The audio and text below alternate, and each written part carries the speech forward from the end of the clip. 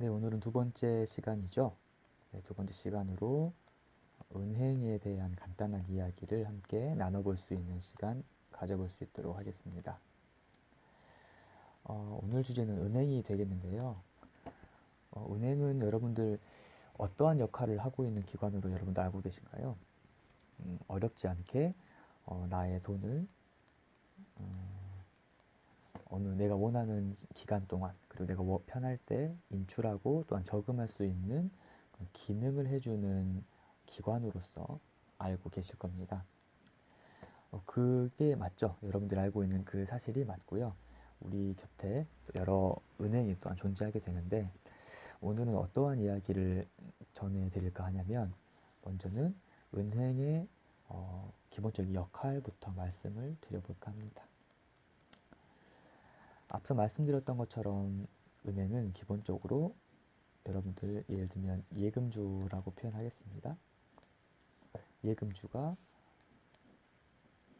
은행에 나의 돈을 저금 혹은 예금이라고 부르죠. 예금할 때 나의 돈을 보관해주고 또한 일정한 기간이 지나면 나에게 오히려 수수료를 주는 이자도 돌려주게 됩니다. 대략 1년 기준으로 약 2%의 이자를 나에게 돌려주는 기관이 되겠죠. 여러분들 근데 여기에 대해서 한번 짚고 넘어가야 될 부분이 있습니다. 여러분들은 이 기관에 돈을 저장을 해두는 거였죠. 내가 안전하게 잃어버리지 않게 은행에 나의 돈을 저금하고 예금하게 되는데, 은행은 그 서비스를 제공하는 것만으로도 우리에게 너무나 고마운 기관이잖아요. 그런데 은행은 어떠한 걸 통해서 나에게 이자를 돌려주는 걸까요? 여러분 여기에 대해 생각해 보셨나요? 오늘 이 이야기가 중심이 되겠습니다. 어떠한 뭐라고 할까요? 어떻게 나에게 저금한 금액이 오히려 나에게 이자를 더해서 되돌려 올 수 있는가에 대한 이야기가 되겠습니다. 우리는 예대 마진이라는 단어를 오늘 배우게 될 겁니다. 예대 마진. 풀어서 설명하자면 예금과 대출의 이야기가 되겠는데요. 설명을 드리면 예대 마진이라는 이 단어는 대출이자에서 예금이자를 뺀 나머지 부분이라 할 수 있겠습니다. 여기서 먼저 대출이란 단어가 먼저 나오게 되는 걸 여러분 아시게 될 건데, 크게 세 가지로 표현을 해보겠습니다. 위에서 그렸던 그림의 반복인데요. 예금주가 있고요.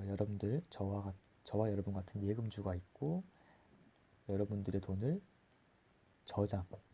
저금, 예금해주는 은행이 있습니다. 그런데 나의 돈을 은행에 예금하였을 때, 예를 들면 여러분들이 100만 원을 예금을 하였어요. 그러면 은행은 내 100만 원을 가지고 있겠죠.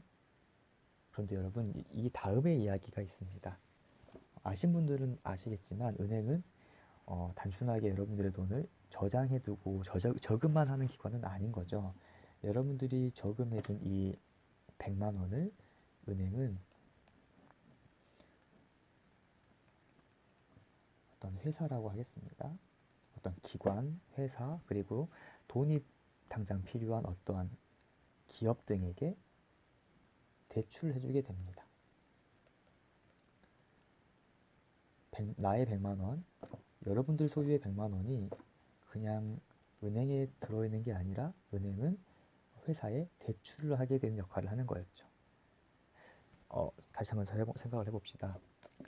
여러분들의 100만 원이었어요. 그런데 나는, 그리고 저와 여러분들은 은행에 나의 100만 원이 그대로 있겠지 싶었는데, 그게 아니라 은행은 여러분들의 100만 원을 돈이 필요한, 당장에 나에게 현금이 필요한 회사 혹은 또 다른 사람들에게 대출을 해주게 되는 겁니다. 여러분들의 돈을요. 자, 그래서 1년 기준으로 생각한다면 은행은 빌려준 100만 원을 회사에게 원금 100만 원 플러스 약 7%의 이자를 통해서 1년 뒤에 되돌려 받습니다. 이건 대략 설명을 드리는 예시예요. 7% 그러면 100만 원의 7%니까 7만 원이 되겠죠. 그래서 은행은 여러분들의 돈 100만 원을 가지고 대출해주고 7만 원을 가지게 됩니다.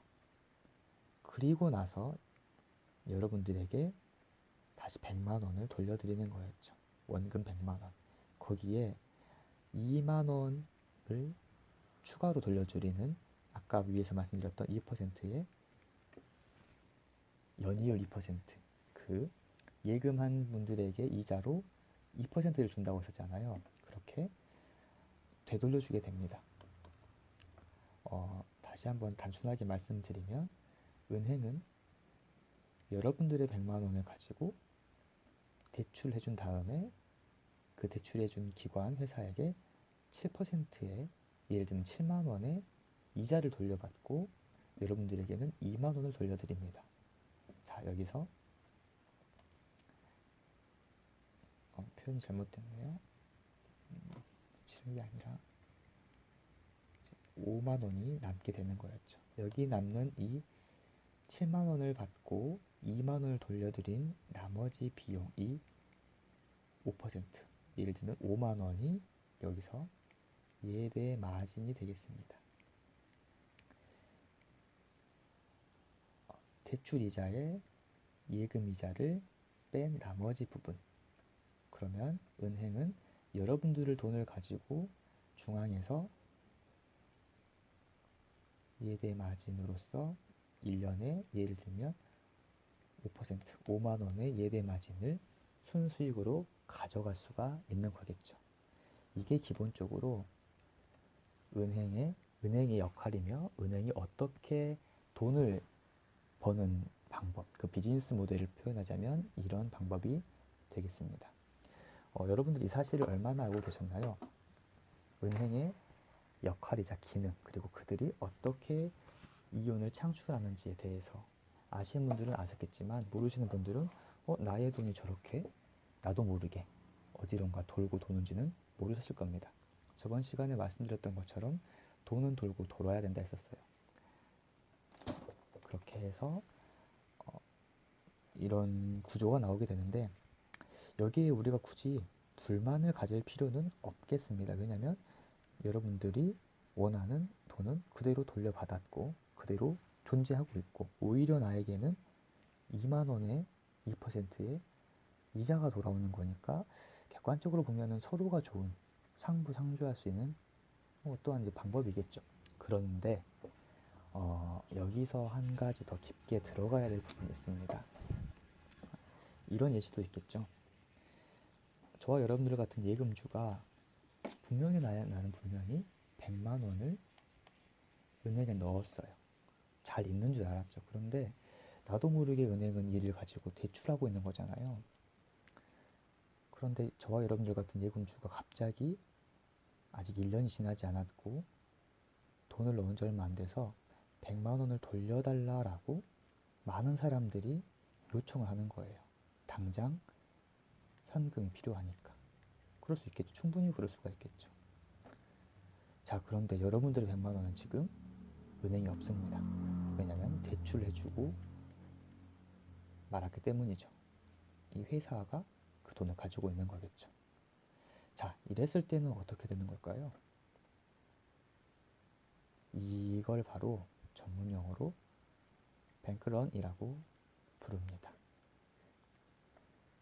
은행이 다시 말씀드린 뱅크런은 은행이 가지고 있어야 될 돈을 그 많은 돈들을 한 번에 인출을 소비자들이 원했을 때 예금주들이 한 번에 인출을 원했을 때 예를 들면 표현하자면 부도에 가까운 일이 나타났을 때가 뱅크런 사건이 나타나게 됩니다.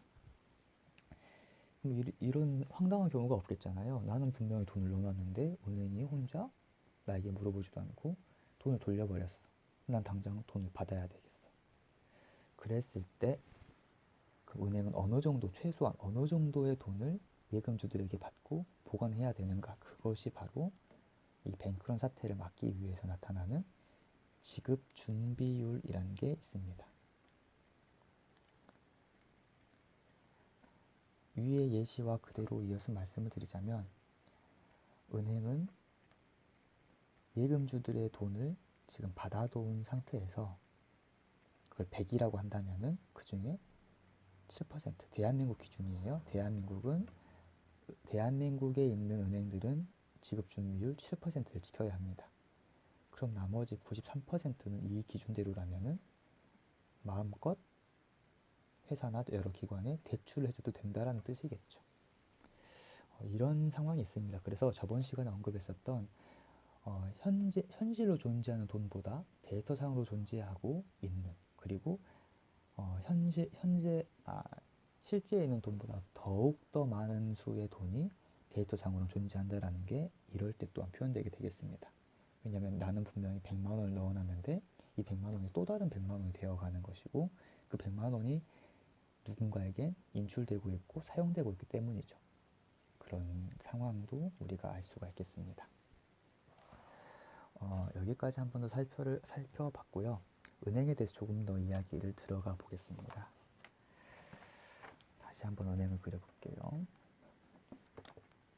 위에서 말한 예대마진이라는 걸 통해서 은행은 수익을 창출하고 또한 이건 나쁜 게 아니죠.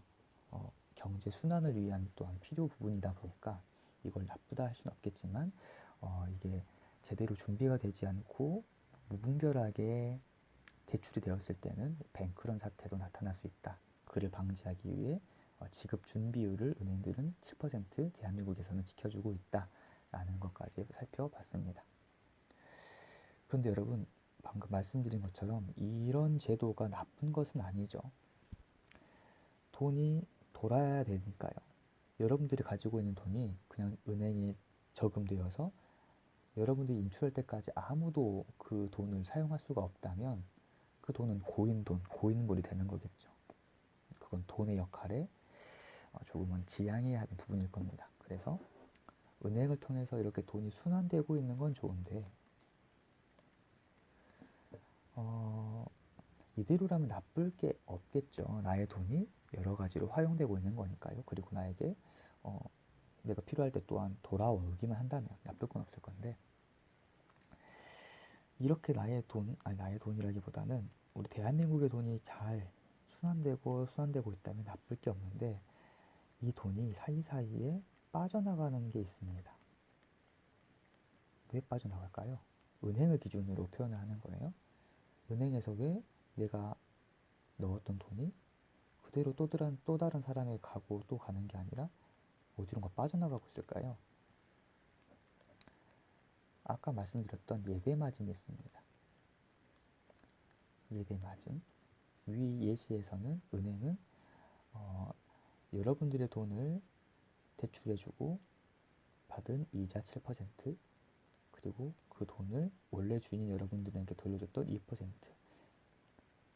그 남는 5%가 은행의 예대 마진이었어요. 그런데 이 5%가 대한민국에 있는 은행을 통해서 운영되고 있다면 좋겠는데 여러분, 대한민국에 있는 은행이 모두 대한민국의 은행인가요? 여러분들이 알고 있는 은행 중에 몇 퍼센트가 대한민국 은행일까요? 한국거래소에서 발표한 최근 지표를 보면 여러분들이 알고 있는 국민은행, 신한은행, 우리은행, 하나은행, 제일은행, 시티은행 이렇게 6가지를 제가 자료를 봤는데 2017년 기준으로만 말씀드리면 국민은행은 약 70%가 해외 지분이고요. 신한은 68%가 해외, 우리은행은 27%, 하나은행 74%, 제일은행과 시티은행은 100%가 다 해외 지분입니다. 이게 무슨 뜻이냐면 은행이 이런 예대 마진을 통해서 벌어들인 수입의 70%는 68%는 27, 74, 100%가 다 해외로 나가고 있다는 거예요. 돈이 대한민국에서 흘러가고 돌아가는 게 아니라 빠져나가고 있는 거라는 뜻이죠. 이걸 여러분들이 조금 아셔야 될 것 같습니다. 그리고 이 대한민국에 있어 보이고 대한민국 거라고 보였던 국내 은행들이 알고 보니 그 지분율은 상당수가 대한민국 게 아니었고 해외로 나가고 있다라는 거. 어, 그러다 보니까 우리는 열심히 돈을 쓰고 소비를 하고 소비를 하여도 자꾸만 밑빠진 독에 물을 붓는 것처럼 새어나가고 있다라는 겁니다. 이것도 우리가 좀 정확하게 알아야 되는 부분이었죠. 한때 우리나라에서도 아직 1년이 안 됐죠. 일본의 그런 역사 왜곡과 여러 가지 그런 좋지 못한 행위에 대해서 어떠한 일본산 맥주, 일본산 의류, 일본 브랜드들을 모두 수입을 금지하고 판매를 촉진시키지 말자, 다 보이콧하자, 이런 운동도 있어 왔는데, 그런 표면적으로 보이는 것보다 이러한 은행의 시장이라던가 주식의 시장, 이런 것들은 몇 배나 더 큰 시장이다 보니까 이런 부분도 우리가 알아야 어떠한 경제 안에서 우리가 살아가고 있는지도 볼 수가 있을 겁니다. 여기까지 설명을 드렸는데요. 한 가지만 더 은행에 대한 이야기를 하고 마치려고 합니다. 여러분 이 단어 들어보셨나요? FED. 한때는 FRB라고도 불렀습니다. 미 연방 준비은행이라고도 부르고 또 다양한 또한 이름으로 부르는데, 여러분 달러화가 있죠. 이제 정말 전 세계적인 기축통화로 일컬어지는 달러화가 있습니다. 우리나라는 원화를 쓰고 있죠. 여러분 이 달러화가 어디서 발행되고 있을까요? 당연히 미국 국가가 운영하는 미국 은행에서 발행하고 찍어내고 유통되고 있을 거라고 생각하시겠지만 그렇지 않습니다. 이 FED라고 표현되는 미연방 준비은행에서 이 달러화를 발행하고 찍어내고 있고요. 이곳을 중심으로 우리가 알고 있는 금리도 결정되게 됩니다. 이 FED의 수권자들, 헤드를 통해서 이루어지고 있는데, 그럼 FED는 이름부터 미연방준비은행이니까 국가기관 아니냐라고 생각이 들겠지만 그렇지가 않습니다. FED는 여러분 조금만 더 자료를 조사하셔도 아실 수 있을 건데 사설은행이에요.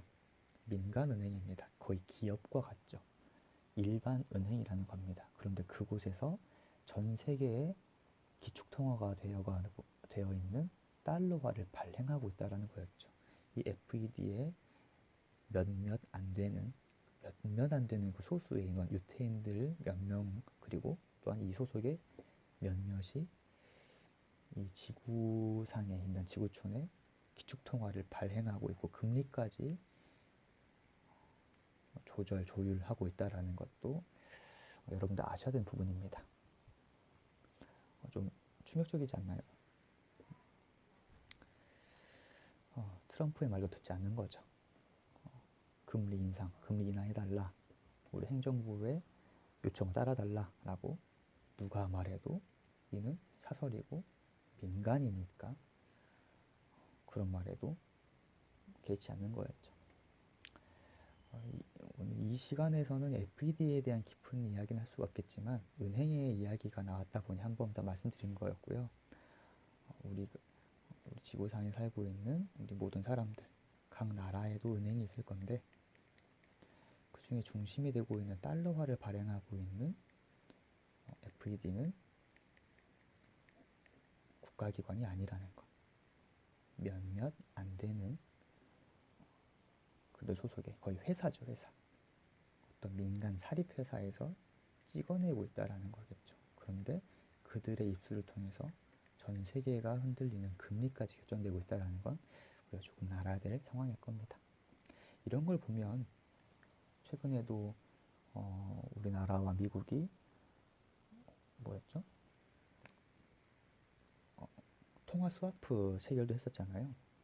이 역시도 여러분들도 아셔야 되는 부분이지만 달러화를 기준으로 한 통화 스와프를 체결한 것도 참 제가 볼 때는 긍정적인 그리고 참 좋은 일이다라고 생각하고 있는데, 그 근본이 되는 이 달러의 기축통화의 당락은 그리고 그의 유통과 발행은 국가기관이 결정하고 있는 게 아니다라는 건 아셔야 될 상황일 겁니다.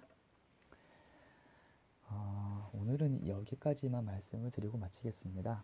은행에 대해서 어떻게 이 짧은 시간 내에 모든 걸 말씀드릴 수는 없을 건데, 은행이 어떻게 수익을 창출하는지, 그리고 은행은 어떠한 기능을 하고 예금주와 대출을 받는 사람에게 어떠한 역할을 중간에서 역할하고 있는지, 그런데 이 사이에 그 은행이 가지고 가게 되는 그 예대 마진이